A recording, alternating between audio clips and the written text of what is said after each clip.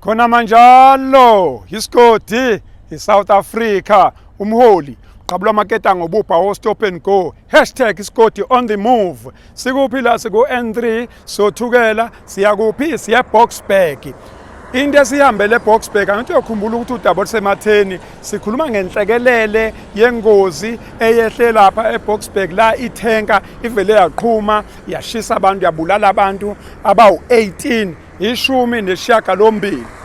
Inkulumo ke imi kanje ithi le truck lebisuka eRichards Bay yatholakala iseBoksburg, Kempton Park, Chimiston. Kanti ngokujwayelekile uma usuka eRichards Bay uye eBotswana ibizohamba mhlambe ngo-N2 idonse iyodlula uphongolo ishone eMelo idonse njalo iyongena u-N11 ibheke kuphi ibheke le ePhulukwane ihamba ngo-N11 noma ibizohamba ngo-N2 ihambe ngo-N3 ingangeni lapha edolobheni noma emafemini ngoba kusuke kubalekelwa khona lokhu ukuthi ke ingangeni esixaxake noba uma iqhuma ingadala umonakalo omkhulu. Sifuna ukuyokutholela ulwazi lokuthi yini le eyenze ukuthi itruck isuke eRichards Bay kufanele ngabe iye eBotswana itholakale isilapha emafemini akoBoksburg ekoJimiston koKempton Park.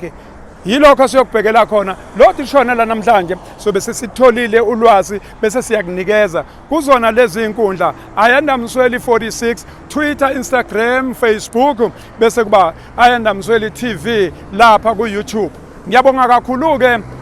abasenze ukuthi ke sikwazi ukufika uyazi ukuthi sama ngobani sama ngo halfway fort ePortshepstone sicelo Nyandeni sihamba ngobaba Mabuza umfowethu kukhanya project olapha eBhalito esithi masifuna ukuhamba nje akwazi ukuthi ke asinikeze leyo budget yokuhamba siyakhona ke sobuya nolwazi ngehle ngobona njengesicabcabo #isigodi on the move.